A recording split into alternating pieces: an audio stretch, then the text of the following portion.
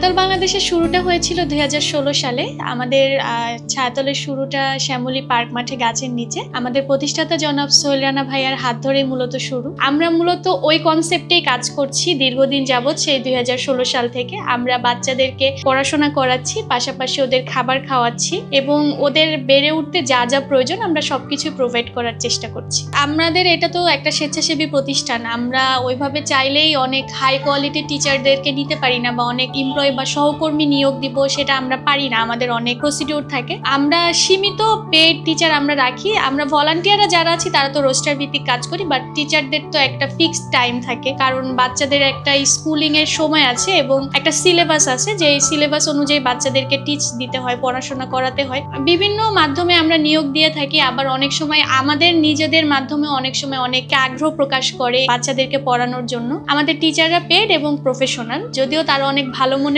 মানুষ, এই জন্য খুবই স্বল্প অনারিয়ামে আমাদের বাচ্চাদের জন্য কাজ করে। মানুষের সেবায় সর্বদা নিজেকে নিয়োজিত রাখিব।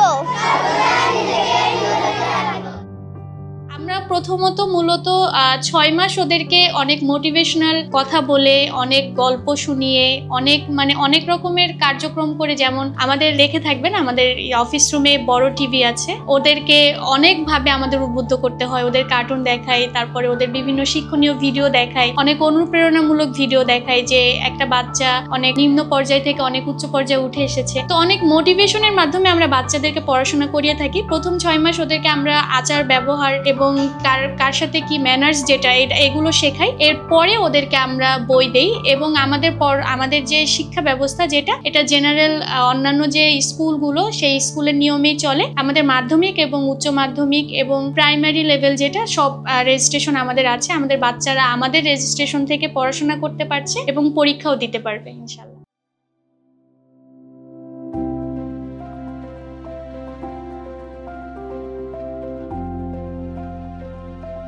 আমরা ওদেরকে বিভিন্ন কারিগরি প্রশিক্ষণ দিয়ে থাকি। আসলে এই বাচ্চাগুলো যখন বড় হবে শুধু পড়াশোনা দিয়ে ওরা আসলে কিছুই করতে পারবে না। এদের ইনকামের একটা সোর্স আমাদেরকেই রেডি করে দিতে হবে, কারণ এরা এমন একটা জায়গা থেকে উঠে আসে যে জায়গা থেকে আসলে ওদের নিজেদের করার মতো কিছুই থাকে না, আমাদেরকেই করতে হয়। তো আমরা বিভিন্ন কারিগরি প্রশিক্ষণ দিচ্ছি। যে বাচ্চাগুলো ক্লাস 8-এ উঠেছে এবং যারা একটু বড় হয়েছে তাদেরকে আমরা বিভিন্ন কারিগরি প্রশিক্ষণ দেই, যেমন মোবাইল সার্ভিসিং, সেলাই মেশিন প্রশিক্ষণ, কম্পিউটার প্রশিক্ষণ, তারপরে হ্যান্ডিক্রাফট। আমাদের বাচ্চারা গয়না বানাতে পারে, হাতে তৈরি গয়না বানায়। তাছাড়া আমাদের বাচ্চারা ওদের নিজেদের স্কুল ড্রেস নিজেরা তৈরি করে এখন। এই ধরনের কিছু প্রশিক্ষণ আমরা দিচ্ছি এবং মেকানিক্যাল ট্রেনটা ওইটাও আমরা দিচ্ছি, যাতে এরা পড়াশোনা শেষে যদি চলেও যায় বা পড়াশোনা যদি পুরোটা কমপ্লিট নাও করতে পারে, যদি এসএসসি পর্যন্ত করেও চলে যায়, যাতে ওরা নিজেরা কিছু করে খেতে পারে এবং স্বাবলম্বী হয়ে ওদের পরিবারের পাশে দাঁড়াতে পারে। আমরা সেই লক্ষ্যেই কাজ করছি।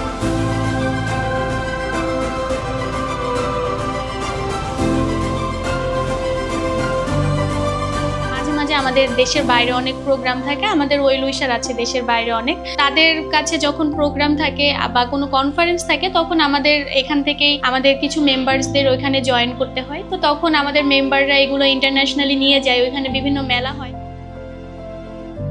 মোটামুটি ভালোই এগ্রি হচ্ছে, আস্তে আস্তে ইমপ্রুভ করছে ওরা এবং ওরাও খুব কাজের প্রতি খুব মনোযোগী এবং ভালো কাজ করতেছে। আমি যা দেখতেছি আগের তুলনায় এখন অনেকেই মোটামুটি পারতেছে কাজ করতে। সুবিধা বঞ্চিত বাচ্চাদেরকে নিয়ে কাজ করতে পারতেছি এবং ওদেরকে শেখাতে পারতেছি। এটা অবশ্যই আমার জন্য একটা আনন্দ এবং গর্বেরও ব্যাপার।